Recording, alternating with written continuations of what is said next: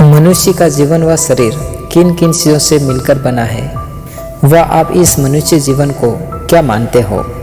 मनुष्य ने शरीर के अलावा और कुछ जानने की कोशिश ही नहीं की।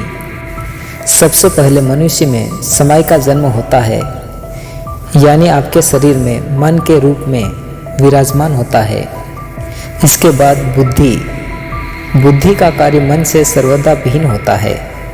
बुद्धि का कार्य सोचना, विचार करना, किसी के भाव में बहक जाना, सिर्फ अपने बारे में सोचकर कार्य करना, किसी नियम में बंध जाना व नियम बनाना। बुद्धि का सबसे बड़ा कार्य मेमोरी यानी कि याद रखना होता है। बुद्धि अनावश्यक कार्य, बातें, ज्ञान, शिक्षा याद रखती है, जो मनुष्य को हर पल परेशानी का कारण पकड़ाती ही रहती है।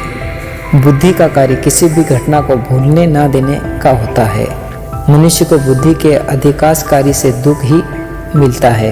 तीसरा, मनुष्य में डीएनए व जीन होता है, जो आपके शरीर की रचना व स्वास्थ्य पर सबसे ज़्यादा असर डालता है।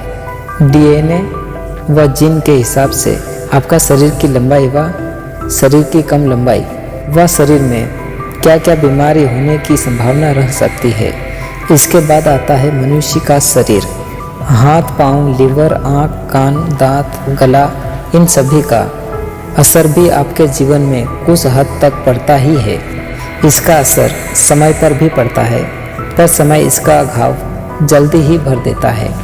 इसके अलावा बाहर की क्रिया जो इस ब्रह्मांड में चल रही है, जैसे कि सर्दी, गर्मी, बरसात, यह भी आपके जीवन को प्रभावित करती है। इसके अलावा भी यदि भूकंप का आना, बरसात ना होना, यदि इस पृथ्वी ने घूमना छोड़ दिया व सूर्य का ना निकलना, ऐसे होने पर मनुष्य का जीवन यूं ही खत्म हो ही जाएगा।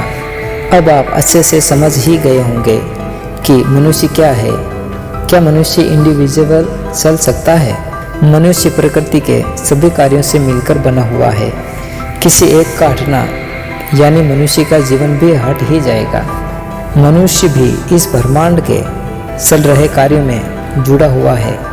अगर मनुष्य जीवन से हवा पानी हट जाए तो मनुष्य का शरीर बचता कहाँ है। अब इस ब्रह्मांड से जुड़ी एक रचना है। मनुष्य शरीर बचता कहाँ है। अब इस ब्रह्मांड से जुड़ी एक रचना है।